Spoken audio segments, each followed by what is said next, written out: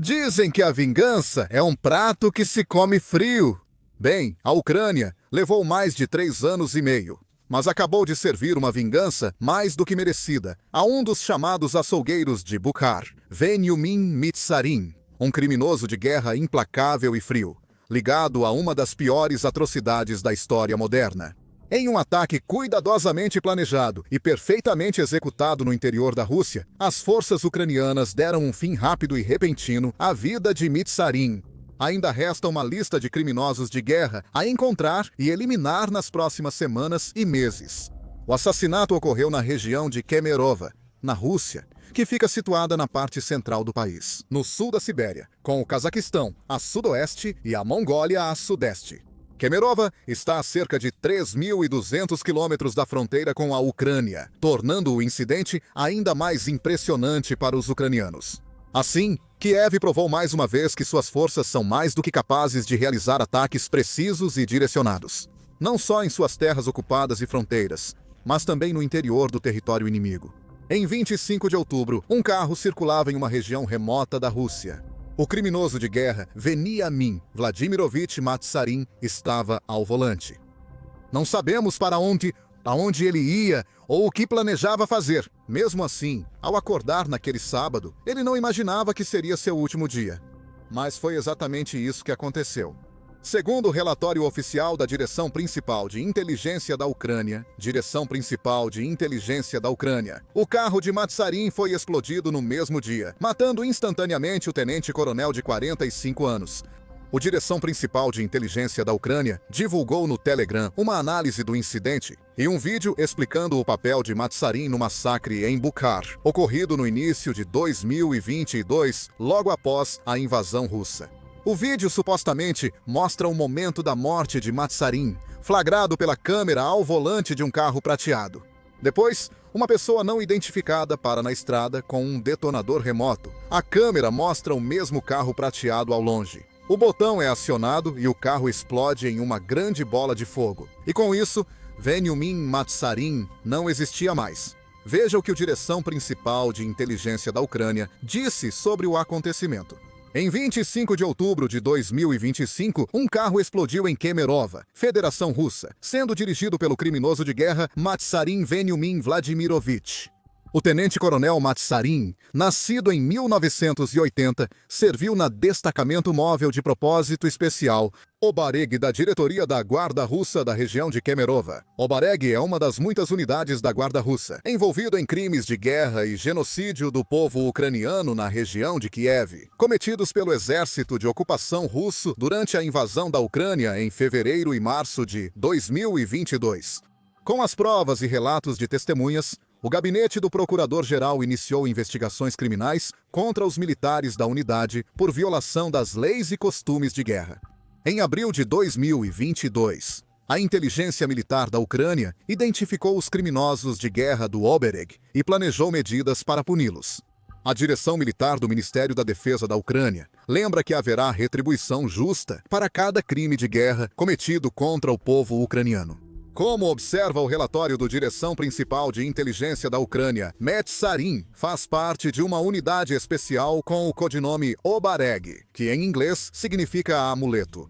Essa unidade era ligada a crimes de guerra em Bukhar, Ucrânia, em março de 2022. Quando a Rússia invadiu a Ucrânia, forças do Kremlin cruzaram a fronteira por várias regiões. Muitos entraram nos territórios orientais da Ucrânia, como Donetsk e Luhansk, que se acreditava serem os principais alvos de Vladimir Putin na época.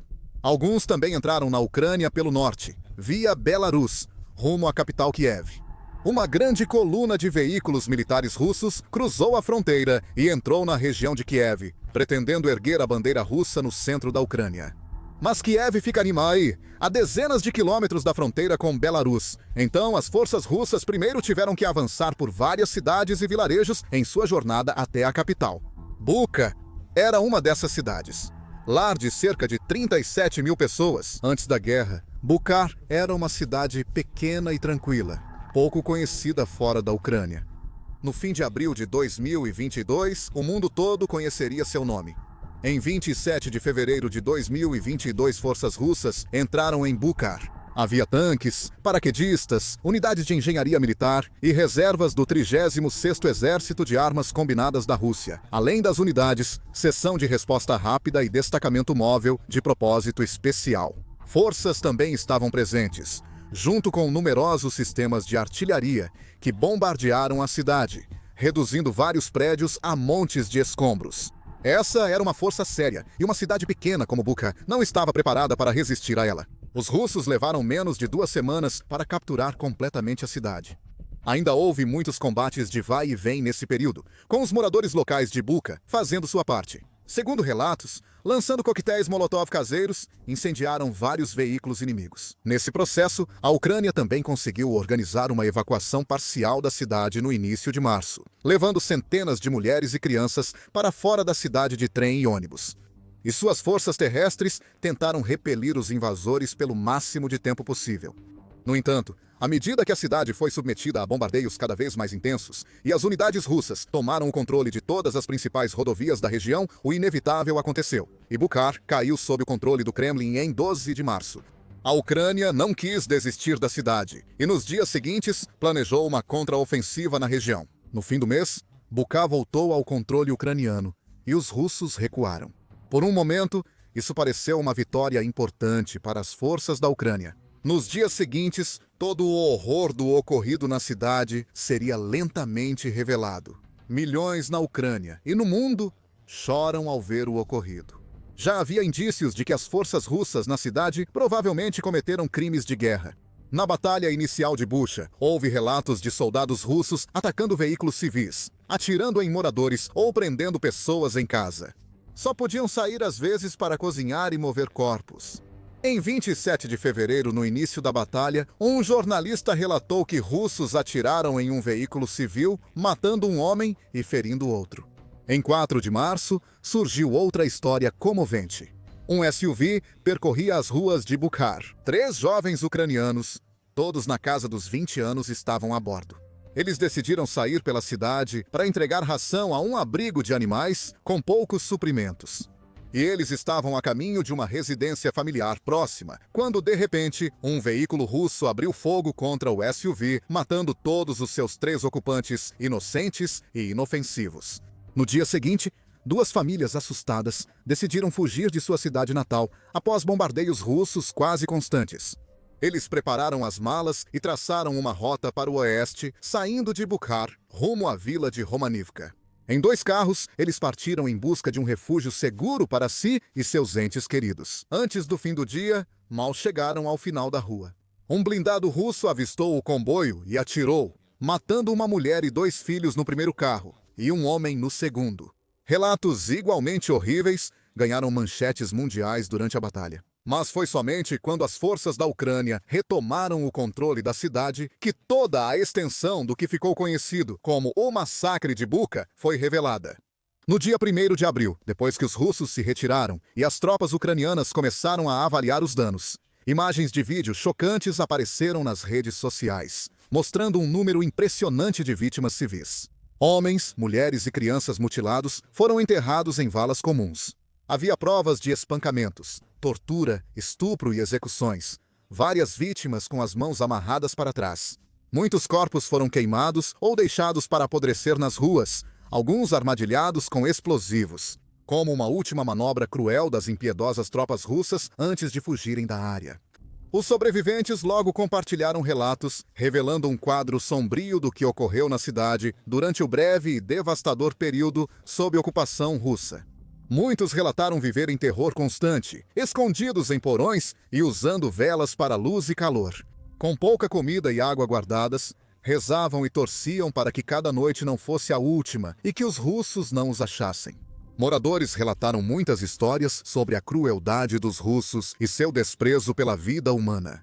Eles citaram atiradores de elite russos matando civis ao saírem de casa. Veículos blindados que atiravam aleatoriamente em prédios pela cidade, soldados recusando ajuda médica a civis feridos e execuções extrajudiciais. Testemunhas relataram soldados russos indo de porta em porta, interrogando moradores, saqueando casas e destruindo ou roubando pertences valiosos. Outros disseram que as tropas inimigas usaram moradores inocentes de Bucha como escudos humanos em confrontos com as forças ucranianas. Histórias de horror continuavam surgindo, incluindo relatos de mulheres e meninas sequestradas, trancadas, abusadas, muitas engravidando, além de tortura e assassinatos sistemáticos. Um morador entrevistado repetiu o que muitos vizinhos sobreviventes disseram. Era um sistema. Eles estavam matando pessoas de forma sistemática. Eu, pessoalmente, ouvi um atirador de elite se gabando de ter matado 2 pessoas que ele viu nas janelas dos apartamentos. Não havia motivo ou justificativa militar para matar. Apenas torturavam civis. Em outros blocos, pessoas foram torturadas de verdade. Elas foram encontradas com as mãos amarradas para trás e baleadas na parte de trás da cabeça. A Rússia, é claro, tentou minimizar e negar qualquer acusação de crimes de guerra ou atrocidades. Mas as evidências não mentem. Havia inúmeras evidências do massacre, confirmadas por moradores e repórteres internacionais que estiveram em Bucha e testemunharam corpos nas ruas e a devastação na cidade. Imagens em vídeo também mostraram claramente vários casos de soldados russos executando civis e veículos blindados russos abrindo fogo contra pessoas inocentes. Essas evidências foram analisadas e verificadas por fontes independentes e mídia mundial. Talvez nunca saibamos a verdadeira extensão do massacre, nem o número total de civis inocentes que foram torturados e mortos sem qualquer motivo justificável.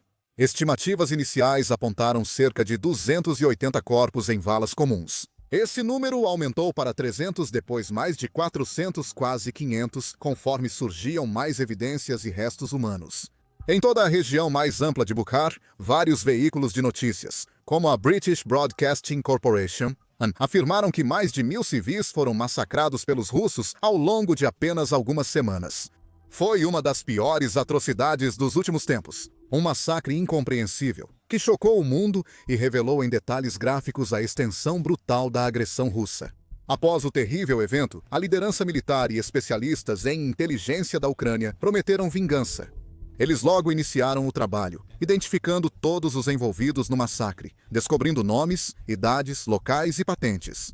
Logo, a Direção Principal de Inteligência da Ucrânia começou a listar alvos de oficiais inimigos, focando na unidade especial Obareg, considerada a principal responsável pelo que a inteligência da Ucrânia chama de genocídio do povo ucraniano na região de Kiev.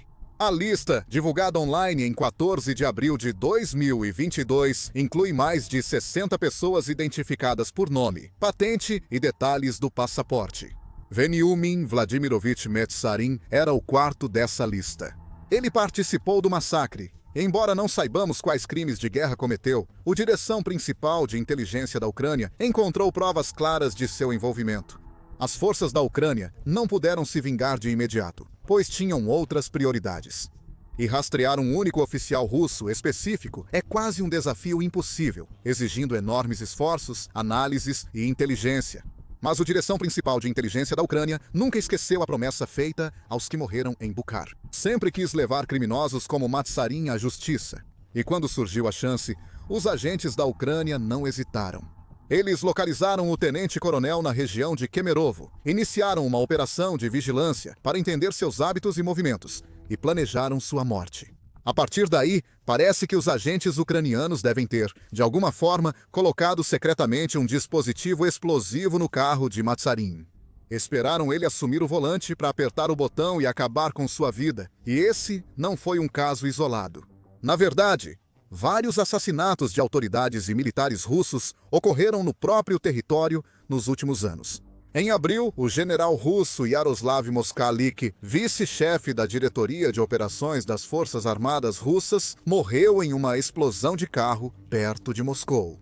Diferente de Matsarin, Moskalik não dirigia na hora, segundo relatos. Em vez disso, ele havia acabado de sair de um prédio quando um carro contendo um dispositivo explosivo improvisado detonou nas proximidades, tirando sua vida instantaneamente. A Rússia prendeu o homem, alegando que ele era agente dos serviços ucranianos, e o acusou de terrorismo.